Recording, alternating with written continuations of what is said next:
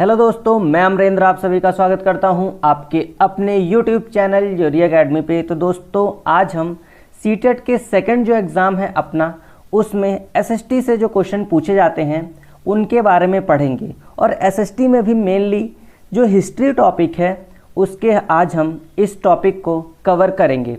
तो दोस्तों सबसे पहले आप देखिए यहाँ पे दिया गया है कि जो अपना भारत देश है उसके नाम का कुछ इतिहास है, उसे आज हम जानेंगे।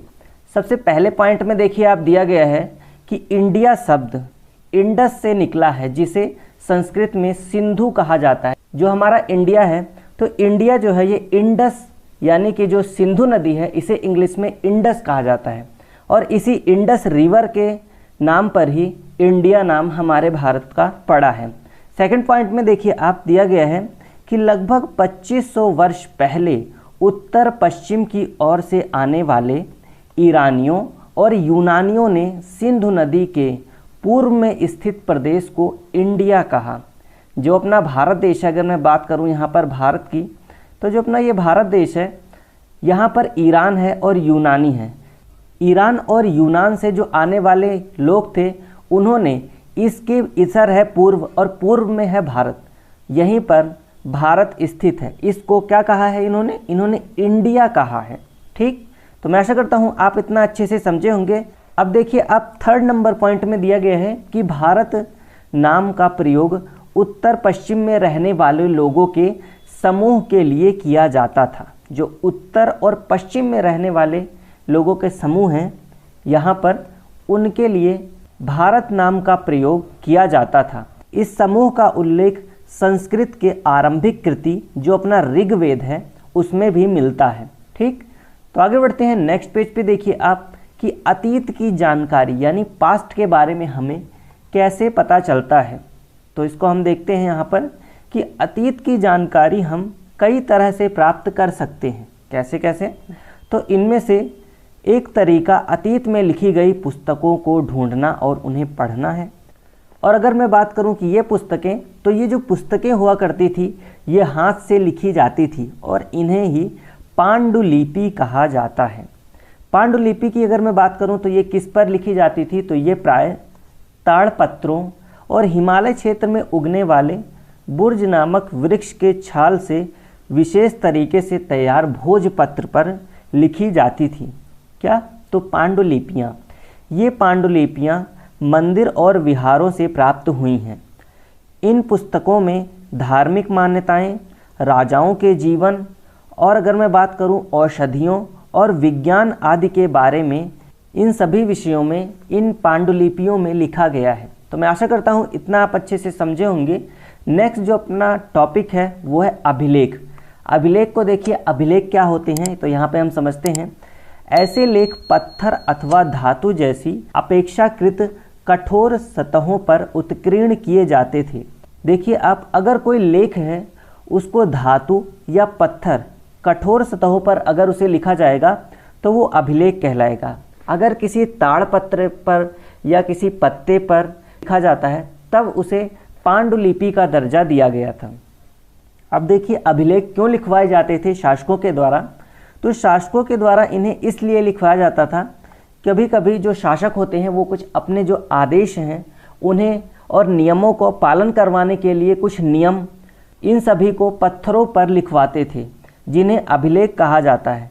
ये क्यों किया जाता था?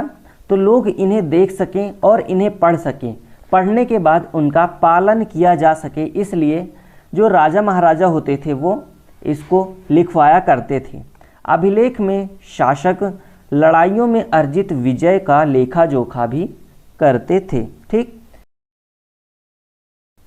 यहाँ पर देखिए आप पुरातत्वविद यानी कि आर्कोलॉजिस्ट कौन होते हैं, तो इनके बारे में जानते हैं कि ये कौन होते हैं। तो वस्तुओं का अध्ययन करने वाला व्यक्ति पुरातत्वविद कहलाता है। जो पुरानी वस्तुएं होती हैं उनका जो अध्ययन करते हैं उन्हें हम आर्कोलॉजिस्ट कहते हैं। वे पत्थरों, ईंटों से बनी इमारतों के अवशेष, चित्रों तथा मूर्तियों का अध्ययन करते हैं। वे औजारों, हथियारों, बर्तनों, आभूषणों और सिक्कों की प्राप्ति के लिए छानबीन और खुदाई भी करते हैं। और छानबीन खुदाई करने के बाद वो पता लगाते हैं कि ये कितने पुराने टाइम पीरियड के हैं और उसी के आधार पर ये काल का निर्धारण करते हैं। कौन? तो पुरातत्वविद। जानवरों, चिड़ियों, मछलियों की हड्डियों को भी ये ढूंढते हैं और फिर इनसे क्या मदद मिलती है? इनसे अतीत में यानी कि पुराने काल में लोग क्या खाते थे, किस प्रकार से रहते थे, इन सभी के बारे में हमें जानकारी प्राप्त होती है।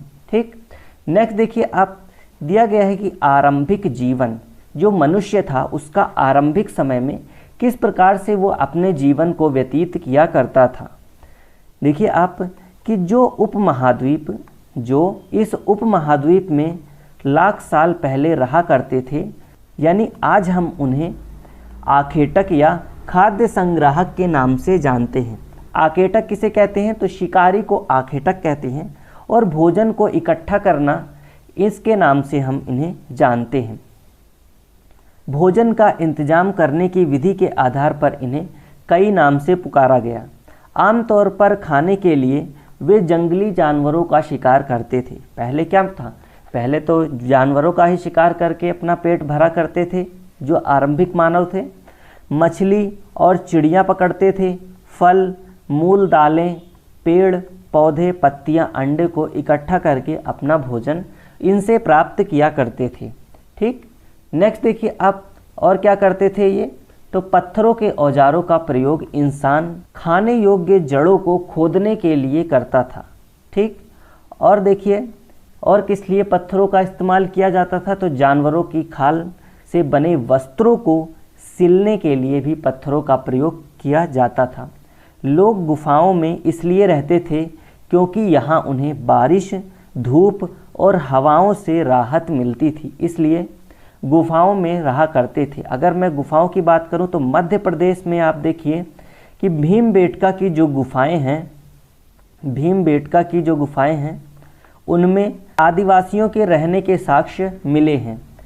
यहाँ पे आप देख सकते हैं कि ये गुफाएं नर्मदा घाटी के पास स्थित हैं। कौन सी? तो भीमबेटका की गुफाएं। पुरा स्थल क्या होते हैं? तो पुरा स्थल उस स्थान को कहते हैं जहाँ औजार, बर्तन, इमारतें जैसी वस्तुओं के अवशेष मिलते हैं, उन्हें पुरा स्थल कहा जाता है। ठीक, नेक्स्ट देखते हैं अब पुरा पाषाण काल। जो अपना ये इतिहास है, हिस्ट्री को 3 भागों में बांटा गया है। सबसे पहला पुरा पाषाण काल, मध्य पाषाण काल और तीसरा है नव पाषाण काल। तो इसमें हम पुरा पाषाण काल के बारे में अभी पढ़ते हैं। उसके बाद पुरा पाषाण काल को भी 3 भागों में बांटा गया है, क्योंकि पुरा पाषाण काल बहुत ही ज़्यादा टाइम पीरियड है, इसलिए इसको पढ़ने के लिए 3 भागों में बांट दिया गया। आरंभिक पुरा पाषाण काल, मध्य पुरा पाषाण काल और उत्तर पुरा पाषाण काल। ये थोड़ा सा बायोडाटा मैंने आपको स्टार्टिंग में बता दिया है, अभी इसको हम डिटेल में पढ़ते हैं। सबसे पहले नंबर पॉइंट में देखिए आप दिया गया है कि पुरा पाषाण काल 20 लाख ईसा पूर्व से 12,000, यहाँ पर 12,000 होगा, ईसा पूर्व तक माना जाता है। तो इतना लंबा जो टाइम पीरियड है वो पुरा पाषाण काल यानी कि पैलियोलिथिक एज का माना जाता है। इसी वजह से इसे भी 3 भागों में बांटकर पढ़ना पड़ा हमें। ये 2 शब्दों से यानी कि पुरा जिसे प्राचीन कहते हैं, पाषाण की बात करूं तो मैं पत्थर जिसे कहा जाता है। ठीक, तो प्राचीन पत्थरों के नाम से इसे जाना जाता है। इस काल को भी 3 भागों में बांटा गया है, जैसे कि मैंने आपको थोड़ा सा इंट्रोडक्शन पहले ही दे दिया था। कौन कौन सा? तो आरंभिक पुरा पाषाण काल, मध्य पुरा पाषाण काल और तीसरा उत्तर पुरा पाषाण काल। ठीक, मानव इतिहास की लगभग 99% घटनाएं इसी काल के दौरान घटित हुई। इसे सबसे लंबा टाइम पीरियड यानी कि सबसे बड़ा कालखंड माना जाता है। इसके बाद आते हैं हम अपने मध्य पाषाण काल पर, जिसे मेसोलिथिक एज के नाम से जाना जाता है। इस काल में हमें पर्यावरण में बदलाव देखने को मिलते हैं। थोड़ा सा जो हमारा पर्यावरण है उसमें बदलाव हुए मेसोलिथिक एज में। इसे मेसोलिथिक क्यों कहा गया? तो इसे मेसोलिथिक यानी मध्य पाषाण युग कहते हैं। इस समय अगर इसके टाइम पीरियड की बात करूं तो ये लगभग 12,000 ईसा पूर्व से 10,000 ईसा पूर्व तक इसका टाइम पीरियड था। इस काल के दौरान औजार आमतौर पर बहुत छोटे हुआ करते थे। अब जो मानव है वो बड़े बड़े औजारों से छोटे औजारों का निर्माण करने लगा था। इस टाइम के औजार काफ़ी ज़्यादा पैने होते थे, इन पर नक्काशी की जाती थी और जो औजार थे वो बहुत ही धारदार बनाए गए थे। और बात करूं मैं तो इसे माइक्रोलिथ इसी कारण से कहा जाता है क्योंकि इस टाइम पे लघु पाषाण यानी छोटे छोटे पत्थरों का इस्तेमाल करके औजार बनाए गए थे। प्राय इन औजारों में हड्डियां यानी कि लकड़ियों की मुट्ठी, हत्थे ये सब भी लगाए जाते थे। पहले जो हथियार बनाए जाते थे पत्थरों के, उन पर किसी भी प्रकार के लकड़ी के हत्थे नहीं लगे होते थे, लेकिन जो अब मध्य पाषाण काल में जो हथियार बनाए जा रहे हैं उनमें लकड़ियों की मुट्ठी भी लगाई जाती थी। जैसे हसिया हो गया, आरी जैसे जो औजार थे इन पर लकड़ी के यानी कि लकड़ी हो गई, हड्डी हो गई, इनकी मुट्ठियाँ भी लगाई जाने लगी थी। मध्य पाषाण काल में अंत्येष्टि कार्यक्रम भी शुरू हो गया था, यानी कि जो मृत्यु होती थी तो उसे एक विधि पूर्वक यहाँ पर दफनाया जाने लगा था। तो मैं आशा करता हूँ इतना आप अच्छे से समझे होंगे। नेक्स्ट देखिए आप, अब आ गए हैं हम नवपाषाण युग में यानी कि नियोलिथिक एज में। देखिए अब दिया गया है नवपाषाण काल में कि अगले युग की शुरुआत 10,000 ईसा पूर्व से शुरू हुई। यानी कि अगर मैं बात करूं मध्य पाषाण काल की तो 12 से 10 तक मध्य पाषाण काल और 10 के बाद जो है ये नवपाषाण काल की शुरुआत हो जाती है। इसे नवपाषाण युग कहा जाता है। इसमें क्या होता है तो इसमें जंगली जानवरों को पालतू बनाया जाने लगा था और सबसे पहला जो जानवर था वो कुत्ता जिसे पाला गया। ठीक, सबसे पहले मानव ने किस जानवर को पाला तो कुत्ते को सबसे पहले पालतू बनाया गया था क्योंकि कुत्ता काफ़ी ज़्यादा वफादार होता है। और नवपाषाण काल में कृषि प्रारंभ हो गई थी। क्या हो गया था? कृषि, स्थायी आवास, लोग एक जगह पर रहना शुरू कर दिए थे। स्थायी आवास, यहाँ पे थोड़ा सा मैं आपको समझा दूं कि जैसा कि अगर कृषि स्टार्ट होगी, कृषि के लिए थोड़ा सा हमें टाइम देना पड़ता है, 6 महीने 5 महीने फसल को बोना, काटना, फिर उसकी सिंचाई करना, पानी देना। इसलिए जो मनुष्य था उसने स्थायी आवास का निर्माण किया होगा, वो एक जगह रुकने लग गया होगा। पहले तो खाना बदोश का जीवन जीते थे, लेकिन कृषि के लिए जो है वो स्थायी जीवन शुरू हुआ होगा। और कृषि की रक्षा करने के लिए कुत्ते को जो है वो पालतू बनाया गया होगा कि कुत्ता काफ़ी ज़्यादा वफादार होता है और ये कृषि की रक्षा करेगा। ठीक, जैसे जैसे कृषि की शुरुआत हुई फिर धीरे धीरे और जानवरों को भी पाला गया। जैसे बैल से जुताई में सहायता होती है, फिर भेड़, बकरी, गाय, इनसे दुग्ध प्राप्त होता है। सुअर जैसे जानवरों को भी पालने लगे थे। ठीक, आगे देखते हैं। नेक्स्ट दिया गया है कि खेती और पशुपालन। जैसा कि मैंने अभी थोड़ा सा आपको हिंट दे ही दिया था कि खेती भी शुरू हो गई थी और पशुपालन भी इसी नवपाषाण काल में शुरू हो गया था। लोगों द्वारा पौधे उगाने और जानवरों की देखभाल करने को बसने की प्रक्रिया का नाम दिया गया। बुर्ज होम जो कि कश्मीर में स्थित है, यहाँ पर लोग बड़े बड़े गड्ढे बनाकर उसमें रहा करते थे, जिन्हें गर्तावास कहा जाता है। इन गड्ढों को गर्तावास कहा जाता था। अब बड़े बड़े गड्ढे थे तो इनमें नीचे उतरने के लिए सीढ़ियाँ बनानी जरूरी थी, तो इनको सीढ़ियों के द्वारा वो नीचे जाया करते थे। इतने बड़े बड़े गड्ढों का निर्माण क्यों किया गया था तो इनका निर्माण यानी गर्तावास का जो निर्माण है वो ठंड में मौसम से बचने के लिए किया जाता था। फ्रांस की अगर मैं बात करूं तो फ्रांस की गुफा में भी कई चित्रकारी में प्रयोग होने वाले रंगों को लौह अयस्क और चारकोल जैसे खनिज पदार्थ से बनाया जाता था।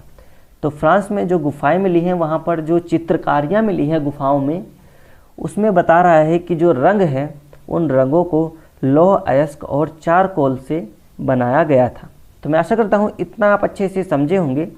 तो दोस्तों आज की जो अपनी क्लास है इसको यहीं पर ही समाप्त करते हैं। इसके बाद हम हड़प्पा सभ्यता के बारे में पढ़ेंगे। ठीक, तो आप सभी लोग कमेंट बॉक्स में बताइएगा कि आपको ये क्लास कैसी लगी। मिलते हैं अपनी नेक्स्ट क्लास में, तब तक के लिए जय हिंद, जय भारत मेरे प्यारे दोस्तों।